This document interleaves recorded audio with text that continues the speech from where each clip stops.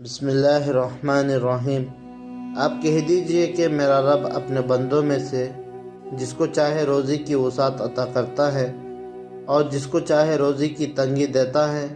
اور جو کچھ تم اللہ کے راستے میں خرچ کرو گے اللہ تعالیٰ اس کا بدل عطا کرے گا، اور وہ سب سے بہتر روزی دینے والا ہے۔ یعنی تنگی اور فراخی اللہ تعالیٰ شانہ کی طرف سے ہے۔ تمہارے خرچ کو روکنے سے فراخی نہیں ہوتی اور خرچ زیادہ کرنے سے تنگی نہیں ہوتی، بلکہ اللہ کے راستے میں جو خرچ کیا جائے ان کا بدلہ آخرت میں تو ملتا ہی ہے، دنیا میں بھی اکثر اس کا بدلہ ملتا ہے۔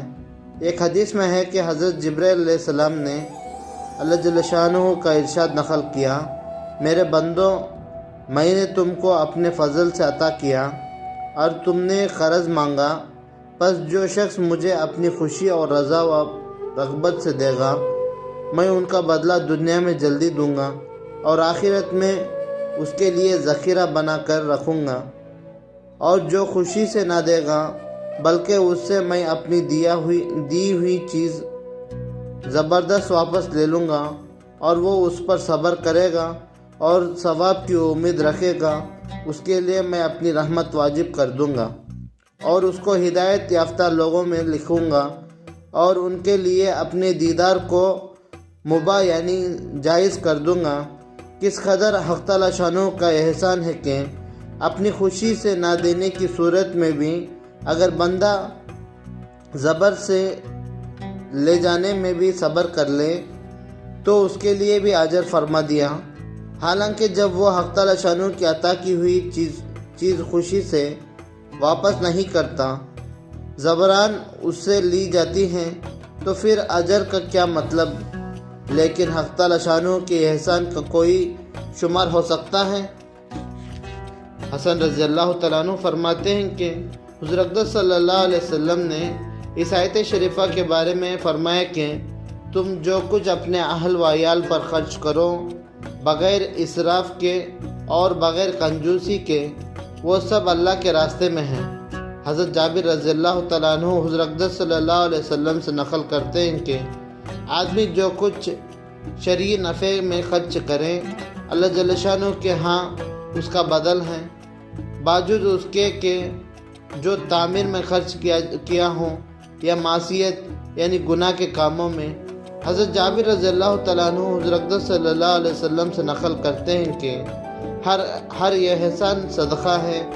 اور جو کچھ آدمی اپنے نفس پر اور اپنے اہل و عیال پر خرچ کرے وہ صدقہ ہے، اور جو کچھ اپنی آبرو کی حفاظت میں خرچ کرے وہ صدقہ ہے، اور مسلمان جو شریعت کے موافق خرچ کرتا ہے اللہ جل شانہ اس کے بدل کے ذمہ دار ہیں، مگر وہ خرچہ جو گناہوں میں ہو یا تعمیر میں۔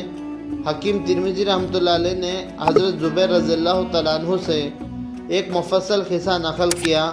جو حدیث کے ذیل میں 12 پر مفصل آ رہا ہے۔ علامہ سیوطی رحمۃ اللہ علیہ نے در منصور میں اس کو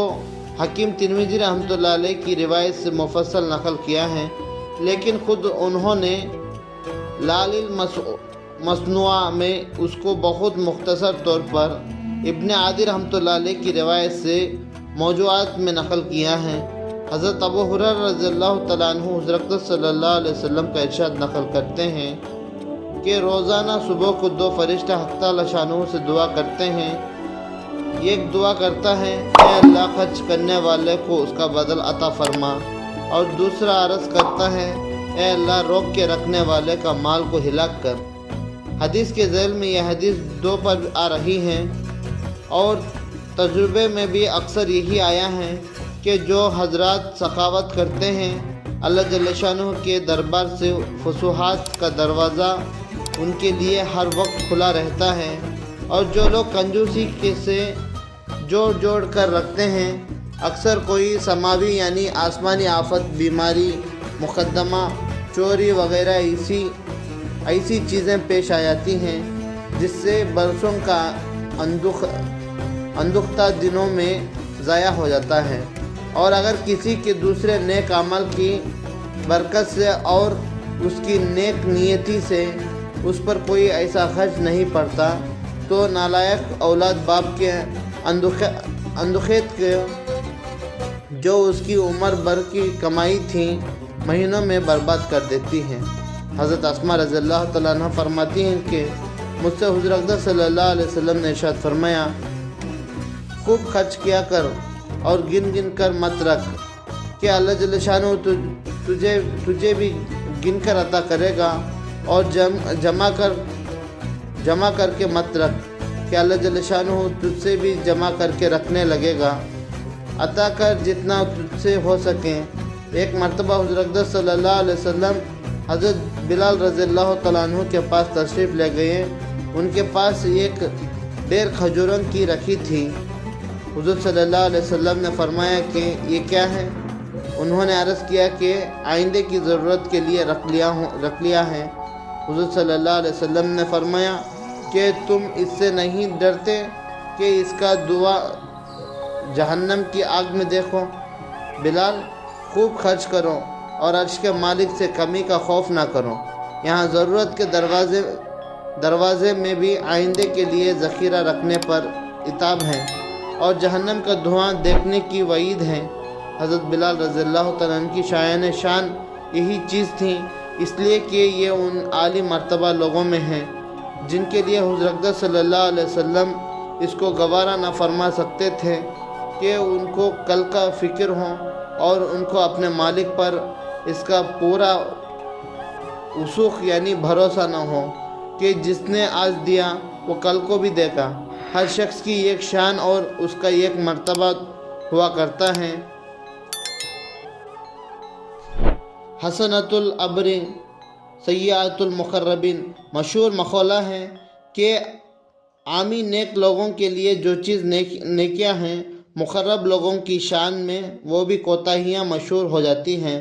بہت سے واقعات اس کی نظریں یعنی مثالیں ہیں۔ بہرحال مال رکھنے کے واسطے ہرگز نہیں، جمع کرنے کی چیز بالکل نہیں ہے، یہ صرف خرچ کرنے کے واسطے پیدا ہوا ہے۔ اپنی ذات پر کم سے کم اور دوسروں پر زیادہ سے زیادہ خرچ کرنا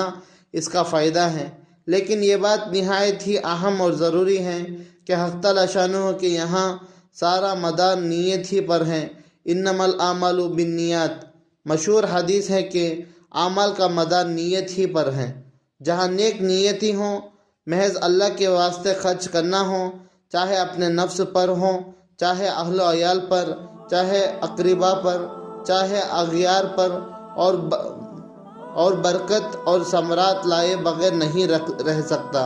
اور جہاں بد نیتی ہوں، شہرت اور عزت مقصود ہوں، نیک نامی اور دوسری اغراض مل گئی ہوں، وہاں نیکی برباد گناہ لازم ہو جاتا ہے، وہاں برکت کا سوال ہی نہیں رہتا۔ اللہ تعالیٰ کہی ہوئی باتوں پر عمل کرنے کی توفیق عطا فرمائے۔ سبحان اللہ بحمدہ، سبحانک اللہم وبحمدک، ونشہد ان لا الہ الا انت نستغفرک واتوب الیک۔ جو بھی چینل پر پہلی مرتبہ ہیں، چینل کو مہربانی فرما کر سبسکرائب کر لیجئے۔